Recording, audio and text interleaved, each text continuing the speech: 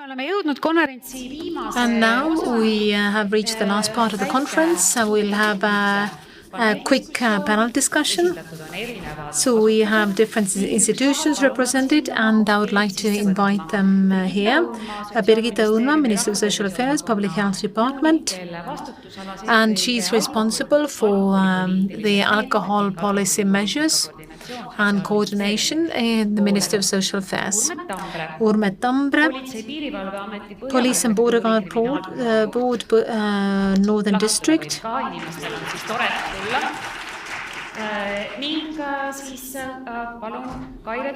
Kaire Tamm, Social Insurance Board, Victim Assistance and Prevention Services.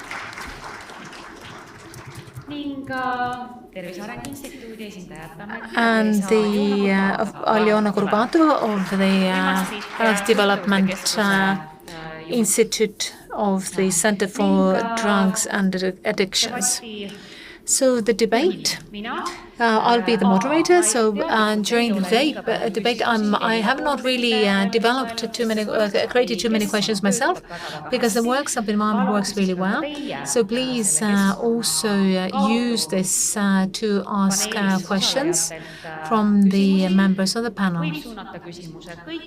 The question can be for all of the people here, or if you have a specific person in mind, then we'll be probably not reading out all the questions, but if somebody has asked your question or you want to support a question, then put a thumbs up sign. So the first question, as a way of introduction, I thought I'll ask from all the members of the panel. So we've talked about drugs all day long. We talked about the impact of crisis. Crisis has another impact as well, not only impact on drugs, but also it has an impact on budget. So all the four institutions represented here are funded by the budget, by national budget, because we hear about the need to use the budget better, and sometimes there is a competition who can make better cuts. So my question is, from your point of view, what is the position of the budget? Are the activities regarding prevention which might be cut, or there is a plan to keep a certain level which meets the needs, at least on the level where it is right now? Urme, we'll start from you. Thank you for the question. From our point of view, we can say that there will be no cuts in this field. So today we've discussed this already, that this is not a sprint, it's a marathon, and we don't know if it's going to be 50 years or 100 years. So to make any cuts would only create confusion. And if you look at the world of crime, then every hour setback is filled very quickly, because we'd lose the victories we have achieved so far. In Tallinn or elsewhere in Estonia, for example, there is no handover sales of drugs, which happens elsewhere quite a lot, because if we were to go back on the progress, then this gap will be filled very quickly. So we'll continue with the contribution. This is good to hear for people here, and also for people who are watching us over internet. Birgitta, from the point of view of the Minister of Social Affairs, when we have limited resources, then it is more important to see how the resources are used. So that means that our prevention will be evidence-based, and support services, interventions would give maximum benefit. I think that here we shouldn't look at specific services and how to save money, but we should look at the bigger picture. So how we can reduce the harm done by drug use. So this also concerns financial harm, which is much bigger than the resource which goes to prevention and support services. And this morning we talked about it, and the presentation saw that the drug use is going up. Then it brings costs, and these costs are also going up. So it's important to figure out the bigger picture, how to alleviate these costs. I will also ask you what is being planned in order to reduce consumption, what are the political changes which are necessary. But now Kaire from the Social Insurance Board, Victim Support and Service Department. This department has not existed very long. So what is your view when we talk about victim support, how it's being used in Estonia? Because there has been a need for this kind of service. Over the last few years, have you seen a change? And what do you think is going to happen in the near future? And do you have enough resource? So first of all, I would like to explain what are the connections between victims' assistance and drugs. I'm sure it's not news what we do usually, because we offer a selection of support and services to people who have become a victim of a crime or victims of violence. And in the victim support, we also offer support for children who have a higher risk behavior, or they have been also been victimized by some sort of a trauma. So where do you have the connection between this and the topic of drugs? Because on one hand, we do know this connection can be binary, because we can see that if you look at the experience of childhood trauma, abuse experience, this is what has increased risks for use of drugs. At the other hand, we have research which have also looked into this topic. What is the impact of substance use to how well people are able to keep themselves under control? For young people, I would note two services. So there's a family therapy. I would like to thank the Institute Council for Prevention, and they have approved this therapy, and they have given it a very good assessment. And then we have some institutions for children, where we can see that a lot of children who are in these institutions have concerns regarding substance abuse. So this is a wider context, but if we ask how we're doing, then as it is year 2023, because from April there was a new law adopted which brought new services to victim support. So we have a better opportunity to get to the clients. So during the time of crisis, when you think of the previous crisis, then it's meant new target groups. We can see that the concerns for mental health. So there is more of a need, there are more opportunities. But if you come to the question of money, then indeed, if you can see how much victim support has developed, then we have done that through different crisis funds, foreign funds. So if that is running out and we know that the budget is not going up, then this is the main concern for us. So it's not only the state budget, but how we can maintain the increased amount. We're not going to be cutting anything, but this question how to reorganize the support activities and resources, then this is a question for us definitely. Aljona, you could perhaps discuss more the existing services and the situation. Because when it comes to harm reduction of drugs and retreatment services,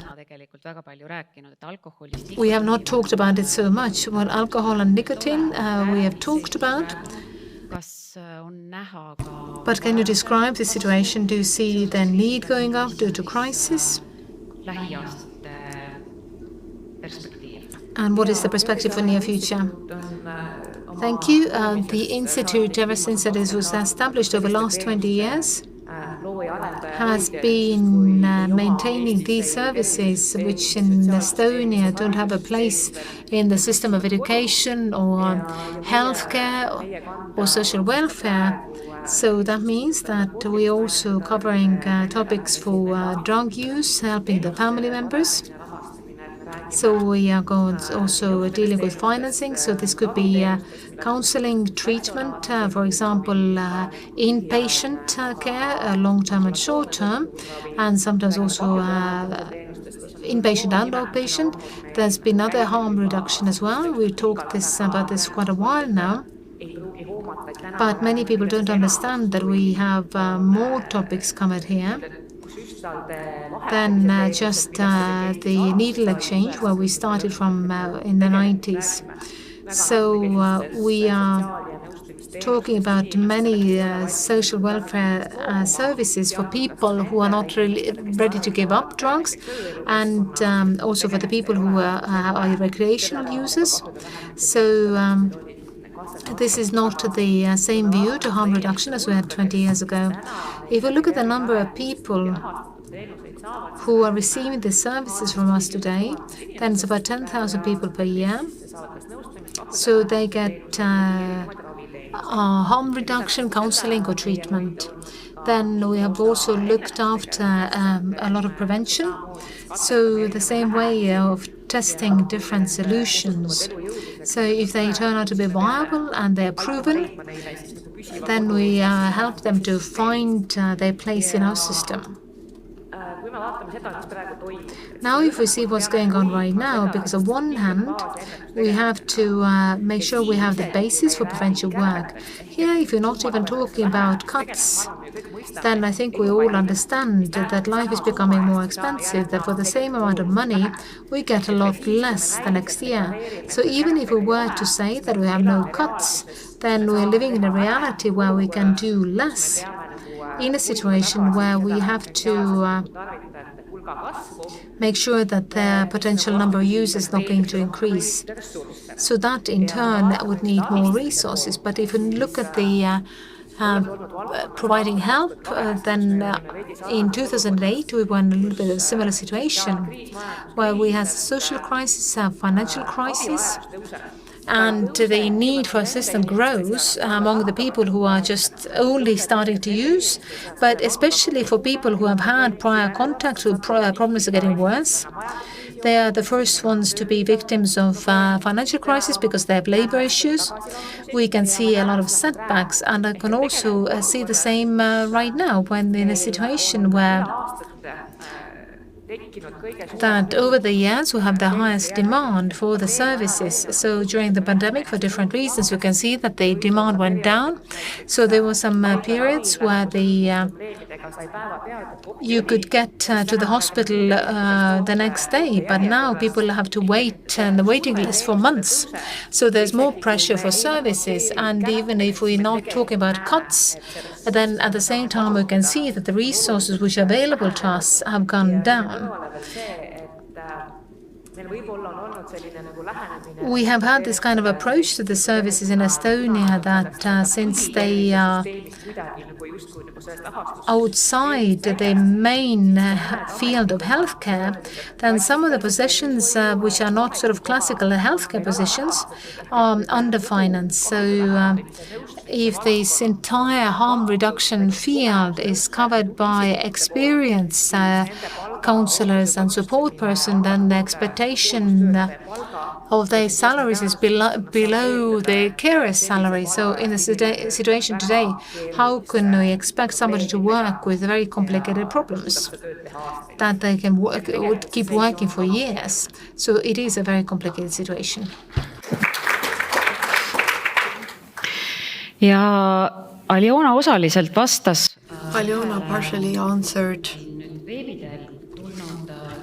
a question that was submitted online, but I would like to ask Urmet to answer this as well.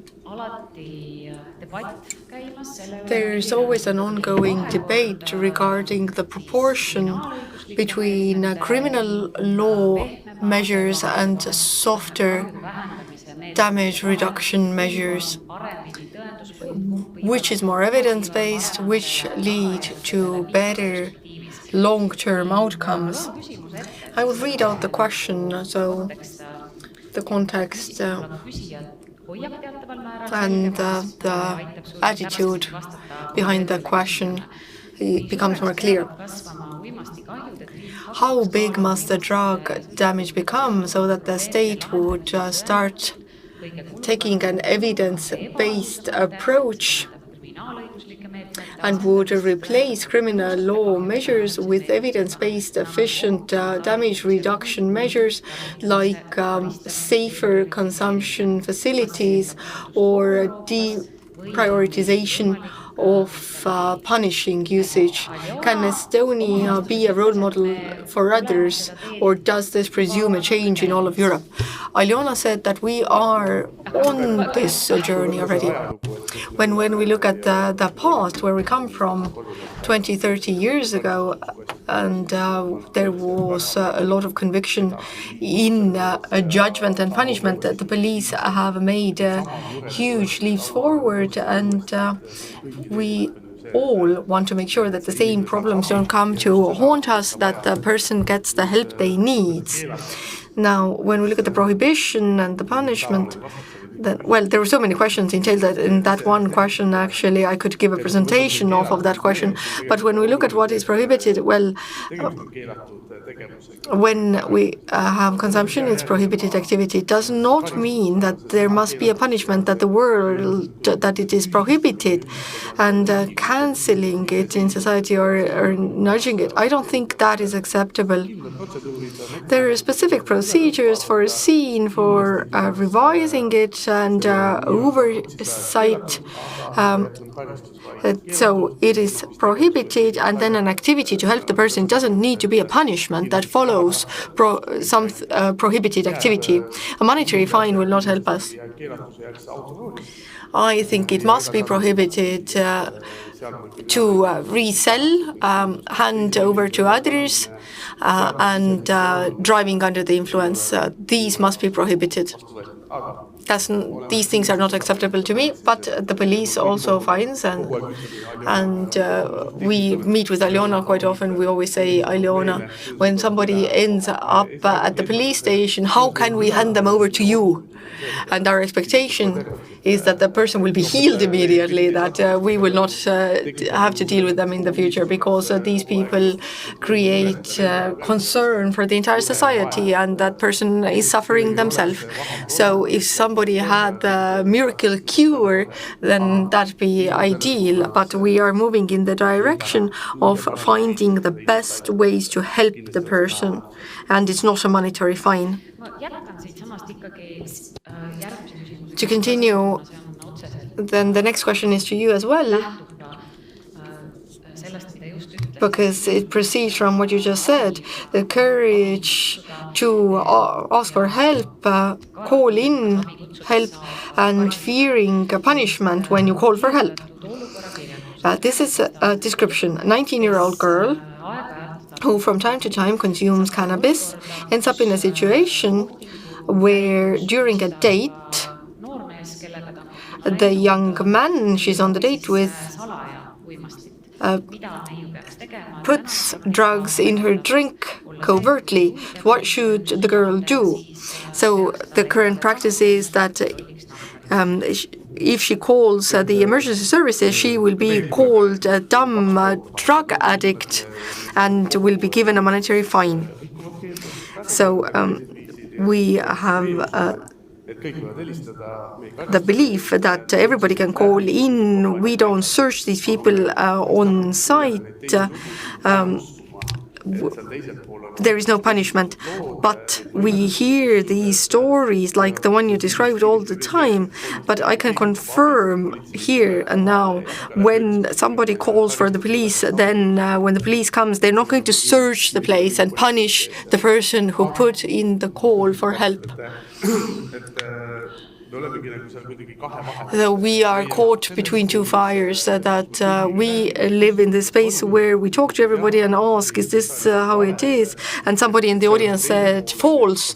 Well, there's the other side of it as well. I don't know whether it was personal experience that this comment was based on, but when it comes to drugging somebody, then there are very many stories, and there's very little truth for us in our sense. Right now we are processing a similar case where a man put something in the woman's drink. When the woman woke up, she called the emergency service right away. That was the right thing to do, and we started processing in order to hold the perpetrator accountable. So actually, it's enough if the person turns to us. We find other ways to prove the case. It doesn't always mean that we need to do a physical inspection of the person calling in. But if people don't notify us and are afraid, then what can happen is that one guy or woman who does it can keep doing it because nobody notifies. So in any case, notify, and there is a clear procedure how to respond. So nobody's going to punish those who need help, but you need to ask questions. Otherwise, you can't go down the chain of events. Yes, exactly, because the person calling for help, they don't even want us to ask their name. It feels like an invasion to them, but it's part of our procedure that we find out the name. It's not in order to put their name in a database and add a comment. We just need to know who this person is and who we're talking to. So don't be afraid if we ask for your name. It's not malicious intent. Aljona, I wanted to add. I wanted to say that throughout the years I worked extensively with the police. So on the one hand, I agree and believe what Urman says, but with every specialty or every profession, there are specialist officers who do not follow best practice, which is being promoted. So I do believe that there are people who are punished in a situation like this because they ask for help.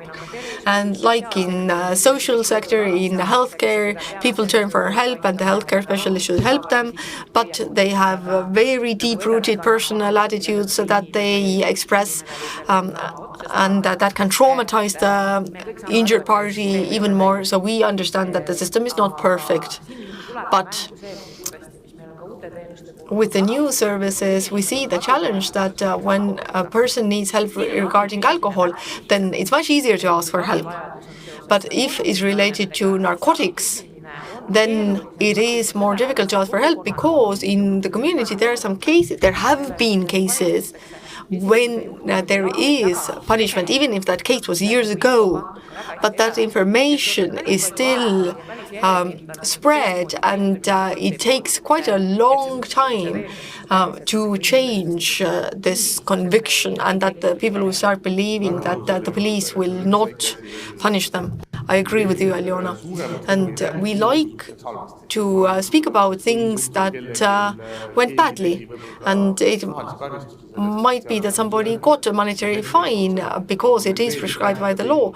But we really like telling those stories. We don't like telling the positive stories where the police officer or whoever came and helped the person and did not do a search or anything like that. But we all need to tell the good stories, and that will bring more trust. And through that, we will need to target those who are committing the ill-willed actions. So hopefully we can create trust through the positive stories, and that will make the situation better for everyone. And of course, from a human perspective, it is understandable that if there is a solution that meets your expectations, then you don't want to think back to this unpleasant situation. You move on with your life. But if you did not get an expected solution, then you continue to process it and talk about it. But the bad consequence is that others will be too afraid to call for help. So actually want to say, call for help.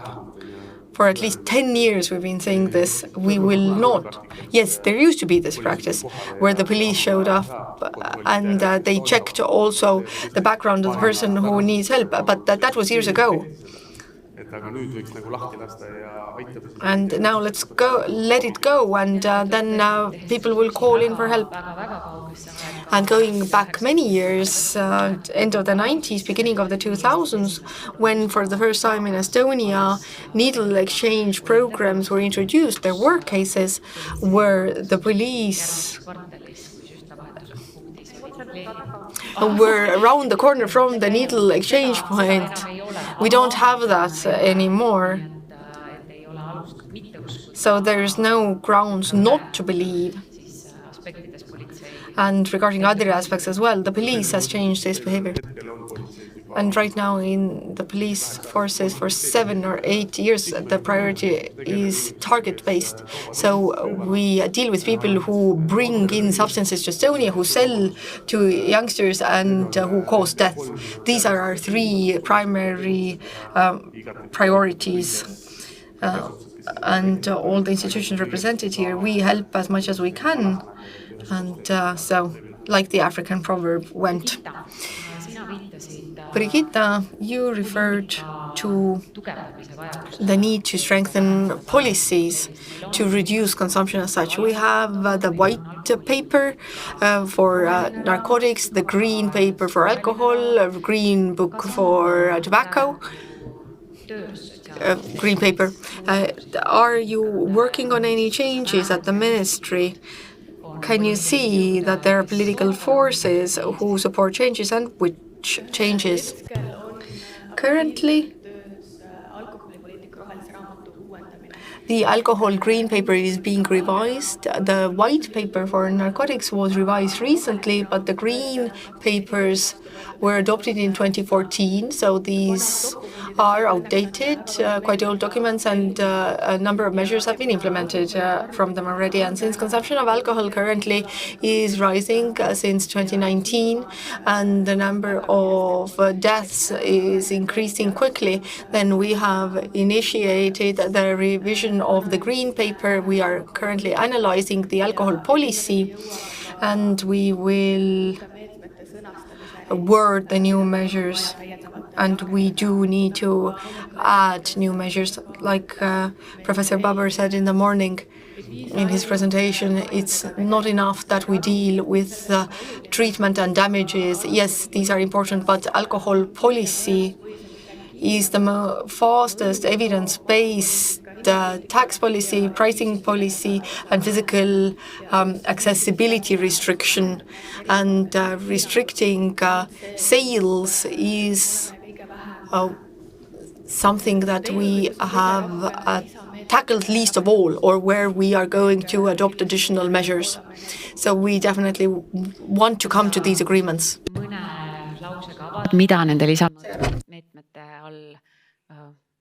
So let us describe a few words of what is in progress right now.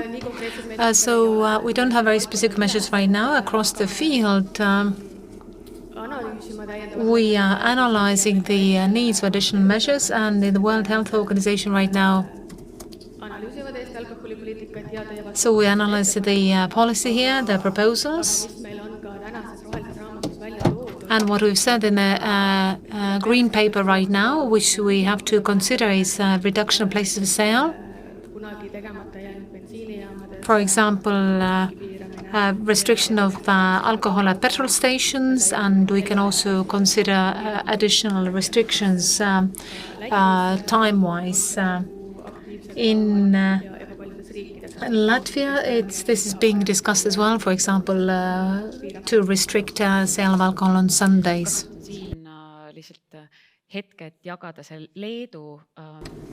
So in Lithuania on Sunday, the sale of alcohol ends about lunchtime, and they have clear proof how on Monday the amount of cardiovascular mortality went down, and also there were less sick notes on the Monday, so because people actually showed up to work on Mondays more. So when Lithuanians made this change, I was one of these who was surprised. Is okay, we'll see how long it will last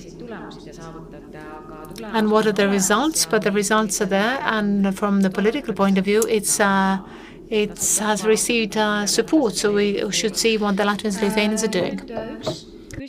Now, one more question. Over internet was the first one and has got a lot of likes. So if we were to turn around the title, so it's not the priorities to set, but it's important to determine what the non-priorities are. So whether the members of the panel can list the activities of drug and alcoholic field, which we're doing right now, and we shouldn't perhaps do. Maybe we'll start with Aljona. The easiest example is prevention. So this is for years we've been looking at the evidence-based prevention work, but if you look at everything together, then what is categorized as prevention, then although we're not recommending this one-off lectures and things like this, then a lot of resources goes to these kind of activities where we know that there is actually no result. So if we talk about support services, then it's harder to give these examples because this list of needs we have not covered is so long. So to say that we can leave the inpatient care aside to have safe use spaces, then it's more complicated to replace one or the other. But here we also have these activities we can carry out. The decisions have to be made. So, for example, when it comes to trainings, what are the trainings when we can postpone? We can use these resources elsewhere, and where can we compromise? So yes, it is all possible, but I would also say that when it comes to illegal drugs, then over the last 5 years, then there are no extras. So when did you have the possibility for extras? We had a couple of good years over the last 10 when I got extra budget, so we were able to do more trainings. We had some summer events for our cooperation partners because you would not think about having a 200 people summer event if you have lots of people waiting for treatment. So, of course, it's clear where the money will go. There have been some years where have been trying out new solutions, and maybe not all the solutions would have been good, but we can find out if this is good for Estonia or not. But today we're in a situation where we have to try to do the minimum, which is evidence-based, because we don't have funds for anything else. It's difficult to say what we should not do from the victim support point of view, but we should find this place where we can do things together. So prevention, information campaigns. So you've had many examples of safe nightlife because there are many institutions working here together. Which we try to do together is that educate our specialists more in this field so they'll be more competent themselves. So not all the bits of information should be found elsewhere. And I would call other institutions up as well. So if we're talking about people who have drug issues and we know there might be violence problems there as well, then you should inform the victim support, because this could be also something we should help to people to get out of this circle.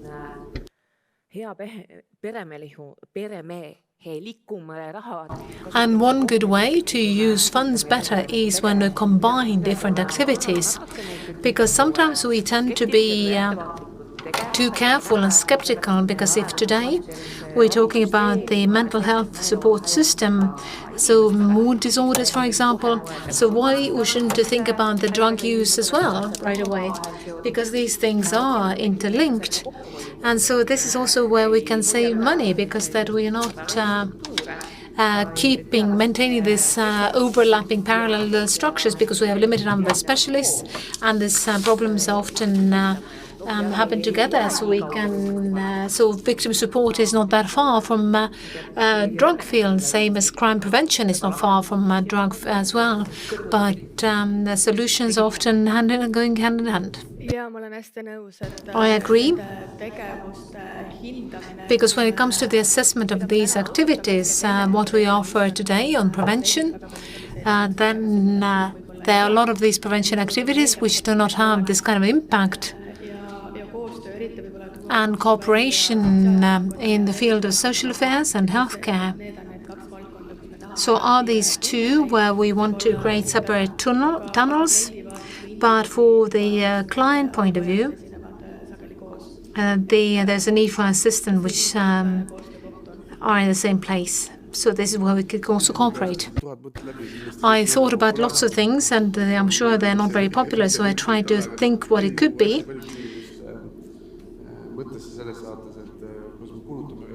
And I thought about spending resources. If people have been sick, for example, and they try to treat themselves with substances which are legal and they're not using healthcare. So maybe that should be a simpler process, because we understand usually who is a criminal, who is selling to get profit, and who is using cannabis, and who is using cannabis because of pain, but did not contact the doctor and try to find the solution there. So here I think we should have some sort of a simpler system, so we can assess the situation faster, and that should not be such a waste of resource. So we do not have to go through the same procedure as it is with criminals. Not I would say that it's justified, but I do understand, because if you have pains and there is something which helps you, and your friend gave it to you, or you grew it yourself, then it's a bit different than it is of somebody who's a criminal. Thank you that you busted this myth that the people who are using state budget want to get more money from the budget and they can't change anything. So not even knowing about this question, you were able to show very well that this kind of thinking is something which is ongoing. Also, we heard about cooperation. So this is the last question of this panel, unfortunately.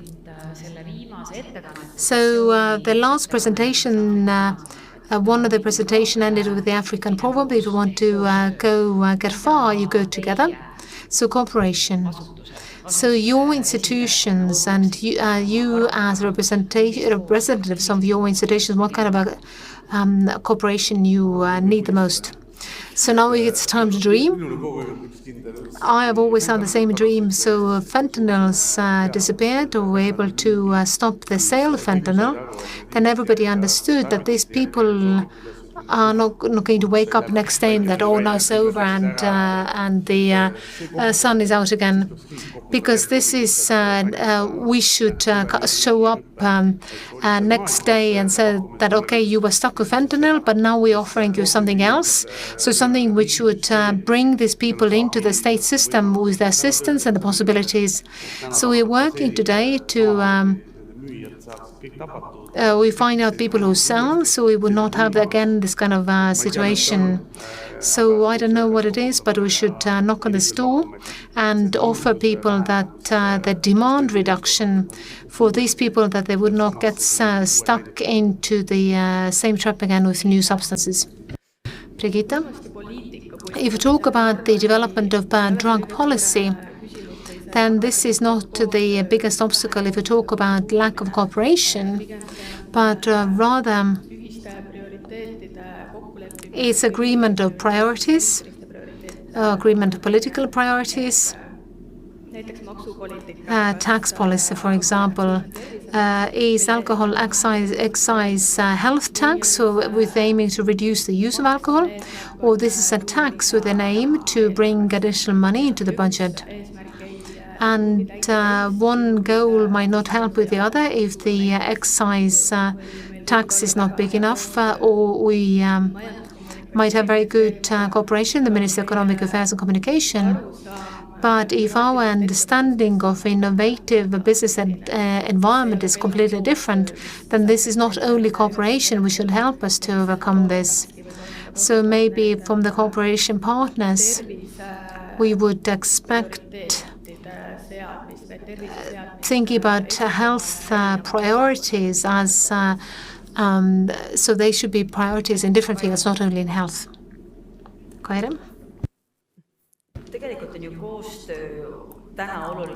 Cooperation today is a lot better than it actually ever been before. So we should rejoice. But where we have the biggest issue when we talk about support services is that often there is something missing, and then we offer just what we have. But what we have is not necessarily what is needed. And then we're facing this dilemma, did it work now or didn't it work? Or the practice shows us that maybe we have just offered a wrong treatment. So to think about it together, where it is where we're lacking and how we can do things together, create something new instead of borrowing today's existing system.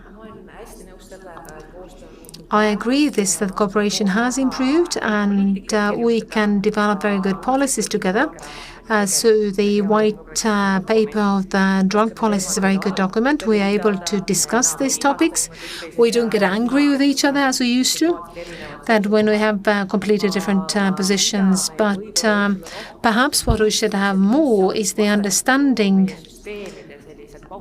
what are the issues in our systems, why certain things can't be done this way, as our partners might want to see that. If Urmet, if you say fentanyl is gone, and in healthcare system it takes half a year to change the system, but we work together. But we should be better when it comes to the restrictions, which we can overcome these problems together so that we can build our houses faster.